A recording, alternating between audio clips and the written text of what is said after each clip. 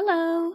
Happy Pride Month! I have something really nice that I want to show you all before this video kicks off. So in my Discord server, which is linked in the description, please feel free to say hi, it's still pretty small, but me and a few others decided to do a fun little art collab in the spirit of Pride. The piece was originally meant to be a banner, but honestly every single piece that was made is so beautiful that I wanted to try and not obscure them as much as possible, so please enjoy. Many thanks to Kiyoshi, Mink, Magpie, Kylie and Blazes for submitting all of these. You all did so amazingly well. Thank you. So, onto the video. We are going to be trying out some more art styles, but instead of YouTuber styles like last time, I thought it would be cool to try out some styles from some of my favourite webcomic artists. I don't think I need to tell anyone twice that comic artists really do deserve more love. Many of these artists will craft their stories, usually on their own and completely free of charge, and these stories can also take years and years to create. I mean, my own comic was 3 years old at the beginning of this year. Webcomics are very much akin to playing the long game. With that in mind, I just really wanted to use this as an excuse to be an absolutely embarrassing fangirl and talk your ear off about some of my favourite comics, of which I have been following and reading religiously for a number of years now. Please note that even though I am attempting to replicate a different style, stuff like tools, muscle memory, and general habits will typically mean that my style is going to bleed through no matter what. I'm not trying to be 100% accurate with these, this is just for fun. So let's dive in. Okay, so like last time, I'm just going to draw up a character in my own style first, as a means of comparison. I opted to draw Maggie as she seems to be one of the fan favourites in my comic, and also because as you can see, she isn't human, so I thought it would be interesting to see how she specifically translates into other people's styles. I think she looks very cute like always. For anyone who doesn't know, Maggie is a costume designer for a hero firm who has a passion for fashion, does not take shit from anyone, can be very sweet but also stubborn and pretty materialistic, and she's also a huge lesbian, that's very important. If you like the sound of her, then maybe give my comic Synthesis a read. And while you're at it, if you like this video, please like and consider subscribing, and comment what your fave webcomic is currently, as I may try them out in the future if there is enough demand for more art style videos. Shameless plug aside, on with the challenge. So the first style I wanted to try is from a comic called The Sea in You, made by Jessie Sharon. The synopsis for this story is as follows. Corinth was just trying to clean up the beach. She never expected to meet a mermaid, let alone nearly be drowned by one. It was the start of a very strange friendship. The Sea in You, as you could probably guess, is a spin on the classic mermaid tale. See what I did there? No. You're not funny. Anyway, the story revolves around our protagonist, Corinth, who meets and befriends a mermaid who was later known as Skylar. Skylar, wishing to be with her friend on land, makes a deal to assume a human form, but this new form comes with a cost. I don't want to give too much away plot-wise, as the comic has recently begun to reach its climax, so if you want to read it, the best time to start is now because it's getting really good. There are so many good things that I could say about this comic, and a lot of it for me comes from the portrayal of our protagonist, Corinth. I love Corinth. She is such a sweet girl, she cares about others a lot, she spends her time cleaning the beach, and she even teaches Skylar a bit of sign language. This caring personality, however, is also one of her biggest flaws, as one of her main struggles in the comic is that of her controlling boyfriend Seth, who takes advantage of this caring nature for his own gratification. And I really have to give props to Jessie for portraying this kind of relationship so delicately, and so well. The other thing I really enjoy about Corinth is her sense of fashion. She is a super cute goth girl, and the fashions of most of the characters, most notably Corinth, Skylar in human form, and even Seth, are really well executed. There are so many good looks in this comic, so if you like your fashion, I would heavily recommend reading it because it definitely inspired me to up my game in that department. Speaking of designs for a second, I also really like Skylar's mermaid form. It's very easy to fall into the trope of drawing mermaids like Ariel from The Little Mermaid, but Jessie's take on it is very interesting to see. She seems to have drawn a bit of influence from sharks, I'm assuming? I'm probably wrong with that, but you can definitely picture Skylar as a creature of the ocean and not just a pretty girl with a fishtail. There's nothing wrong with those designs, by the way, I just like it when people get a bit creative with those classic interpretations. It is nice to mix things up every once in a while. Another great thing about Corinth in particular is her body shape, and I also want to tie this into the comic's general art style, but it's just so nice to see a protagonist, especially a female presenting protag on the bigger side who is so beautiful and fashionable and charming, and her weight, if I remember correctly, is never once brought up in the story either, which is great. One great thing about webcomics is that because they are such a long haul thing, you get to see the artist's skill and confidence with drawing improve over time, and I think this is especially prevalent when looking at how Corinth is drawn in particular. I think Jessie has come such a long way in her art, and we should all really be proud of her for that. Keep it up, Jessie. These last few pages have been making me cry and scared, but you are almost there, and I cannot wait to see how the story ends. In terms of my own attempt, I like it. I wouldn't say it looks exactly like Maggie could jump into the universe, but that's fine. Jessie's style is a bit more realistic, proportionally speaking, so it was nice to do that a bit here. But one thing I did really like doing was the hair and eyes. Jessie's eyes have a lot of personality and soul in them, and it was pretty fun adding in all of those little sparkles. One thing I was a bit unsure about was colouring in the lips, mostly because as Maggie has an alienish mouth, giving her coloured lips can sometimes seem a bit much, but honestly that aspect is more a take it or leave it kind of deal. But overall I am pleased with how this turned out. The next style we are taking on is from a comic called Lone, created by Mello, or Milo? Sorry, I'm not too sure how to say it. But the synopsis reads as follows. Born without magic in a world full of witches, Lone is determined to claw her way to the top of wizarding school if it kills her, and it just well might. After a deal with the devil improves her magical aptitude and leaves her with a parasitic demon lord stuck to her forehead, Lone's dream is finally within reach. Now she just has to survive long enough to graduate high school and help Lord Beelzeroth retake his rightful throne as King of Hell so that he'll finally get out of her hair. So it's pretty self-explanatory. It is a coming-of-age high school story with a Halloween kind of aesthetic. I would say if you're a fan of witchy Halloween-style media like Little Witch Academia or Soul Eater, you'll really like Lone. It's very much in that same vein. Originally, I found this comic on Tapas when it was just starting out, and to my surprise, I found out a while later that it became a webtoon original, so great job! I think what majorly drew me to this comic is definitely the stylization. So one of my favourite anime is Soul Eater, and you can really tell that Lone took some inspiration from it as well, right down to this splash panel in episode 13. Wait. Is that Kakashi? Lone has so many cool and interesting aspects going into it, from the Halloween aesthetic to the really cool character designs, even down to the textures used in the line work. It all goes together so seamlessly, and you can really tell that there is just such a love and passion gone into every drawing. Every panel of this comic is so well done, it's honestly such a pleasure to read. The story flows very naturally, and there's a very good balance of dialogue panels to action scenes. One thing that I especially have to commend is the characterizations. You can very easily identify who is speaking at any time, and each character, despite having the same uniform and features, as this is a webtoon that I believe borrows some anime influences, it's still actually very hard to get the characters mixed up with each other. And that's actually how you know that you've made a very distinct character, even if the visual design isn't too out there. You have our protagonist Lone, who is a very lonely but determined character who isn't really viewed as the brightest bulb, but is still very ambitious and knows what she wants. You have Sori, who is the straight-laced, pragmatic and naturally gifted witch. You have Rosa, who is the stereotypical blonde-haired delinquent who gets compared to a pineapple. Is it just me, or is that a trope among delinquent characters? They have to be blonde and they have to be compared to a pineapple. It just seems to be a thing that happens. And then you have Eska, who is the adorable dopey ball of sunshine who also happens to be my fave. It really is a great webcomic, and you would be doing yourself such a favour by reading it. As for my own attempts, I think this is one of the weaker ones that I did. Lone's style is very simple, but the thing with simple styles is that there are a ton of intricacies that have to be done just so in order to make them look the way you want them to. And a lot of the time too, these styles can be very restrictive in regards to things like designs, as obviously not everything can work with them without being heavily adapted. And unfortunately, I think Maggie's design is just one of those things that don't really fit with this style. What can you do? I still like the picture. The next style we're going to be trying is from a comic called Kai, created by, I'm assuming that reads as Queen?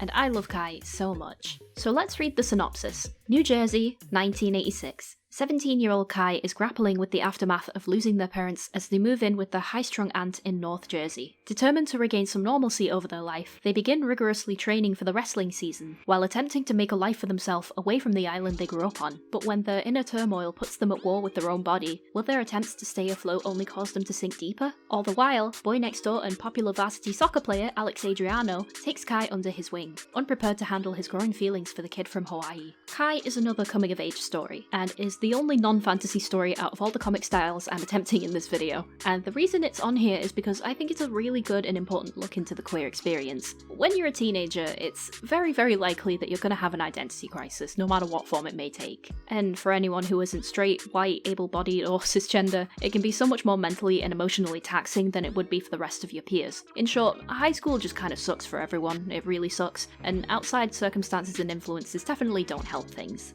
Kai speaks to me personally because it's one of those stories that, even though I'm not Hawaiian or non-binary, I do understand that feeling of trying to throw yourself into a hobby in order to distance yourself from a harsh reality. Obviously, Kai's experience in the story is more tied to issues like dysphoria and personal grief, but in the interest of not sticking my foot where it doesn't belong, this is probably as much as I'm going to say on that topic. If I do happen to come across any videos or resources that explain these themes a bit better than I ever could, I will link them below. It's a very broad theme that a lot of people can relate to, while also giving them a chance to view it from a perspective that they otherwise wouldn't really understand. And it's in that simplicity of portrayal that I think Kai manages to have such a nice appeal. Plus, who doesn't love a queer high school love story? Alex is a sweet boy, and I think they are so cute together. In terms of styling, I really like Kai's art direction. Some of the key elements are the very clean line work and the vibrant colours to match that idealisation of the 1980s. Yeah, fun fact, the 80s were actually a lot browner than people would like you to believe. And also something I really love about Kai is the backgrounds. As someone who struggles with them so much that I have to mock them up in Blender first, I can appreciate when a comic has some beautiful scenery. Every comic on this list has good backgrounds really, but there's just something I really love about the backgrounds in Kai. Maybe it's the hibiscus flowers, I don't know. But yeah, I think I managed to find a good comfort zone with this one. My usual style tends to have pretty clean line work, and I can see that there are some gradients used too, which is something I also do in my illustrations a lot of the time. So effectively, I found this one pretty easy to do, which I was thankful for because the attempt before this one wasn't too great. I really love how Queen's style invokes this feeling of softness no matter what is going on in the page, no matter what mood the colours are showing, no matter what emotion the characters seem to be portraying. There is just something to be said about the serenity of the art in Kai, which just makes me love it so much. I really do love this comic. So this next comic is actually my personal favourite of the bunch here, and that is Crossroads, created by Jam. The synopsis for Crossroads is this: the gods are forgotten, the spirits neglected, and the witch's time on Earth is almost up. Navigating in this dying world is hard, so when the monster poachers Connor and Ant get caught in the middle of problems that are way bigger than them, all they can do is give it their best. Crossroads is a story that I could honestly read and reread until the end of time. The story primarily focuses on Connor and Ant, obviously, but the real star of the show, I think, is Elliot the Witch. Honestly, everything from his design to his personality to his and Connor's backstory, which honestly just makes me sob uncontrollably every time, just makes the story something that I look forward to revisiting again and again. The main focus in this story is obviously to do with witches and magic and spirits, and the really cool thing I appreciate about this comic is that it doesn't go in the traditional direction of witches in pointy hats. Well, I mean, some of them have pointy hats, but that's not, the main thing about them. But even outside of the characters, the world itself is so lively and full of lore, and this is the kind of fantasy world that I love because it's unfamiliar and new and exciting. And the really great thing about Crossroads is that a lot of the time spent with the characters is watching them travel. So along with Connor and Ant, the reader is also experiencing a lot of these new and mysterious lands and characters. It's just so good, man. It's just so good. It seems like Crossroads takes a bit of inspiration from the more non-mainstream interpretations of witches and folklore. I would be a bit more specific with that, but I'm actually not too sure, and I don't want to say that Jam was definitely inspired by a specific thing if they weren't, but I really do appreciate that aspect of the story because it's honestly just very refreshing to see a different take on these kinds of things, and it's also another big draw, I think. And the design of the comic itself also has a very distinct feel that makes it stand out from the others, and in a really good way. There is such a good use of personalised panels and textures in this comic that really add to its distinct styling. Jam has this really efficient method of doing things in a way that seems easy to do on a regular basis, which is very important for webcomics, but also doing it in a way that kind of hints to an idea rather than fully giving into it, but still giving off that kind of weird illusion that it is being done. I don't know if that's making sense, but so for example, a really nice aspect of Crossroads style that I enjoy is that instead of colouring in full-on highlights or shadows, Jam will instead hint at the light source by colouring sections of the line art, which sounds so simple on paper, but I just found it to be such a clever way to go about lighting. And this was one of the things that I really enjoyed trying out in my attempt, and I think it worked out really well. One thing that I don't know if it looked good or not was the hair, I think. Maggie has very long and full hair, especially for a fringe, or bangs. Some of you guys call them bangs. Why do you call them bangs, by the way? Comment down below. But yeah, anyway, a lot of the characters in Crossroads that have straighter hair also tend to have quite spiky hair, so as a result I wasn't sure how to go about it initially, but I still think she looks cute, so it's fine. I also really enjoy playing around with the textures for this one, so that was definitely something that made the attempt really enjoyable. So yeah, please go and read Crossroads, I promise you won't regret it. Also, while you're at it, Jam has also just recently started working on another comic called It's Warmer Over Here, so please check that out too. All links to these comics that I talk about will be in the description.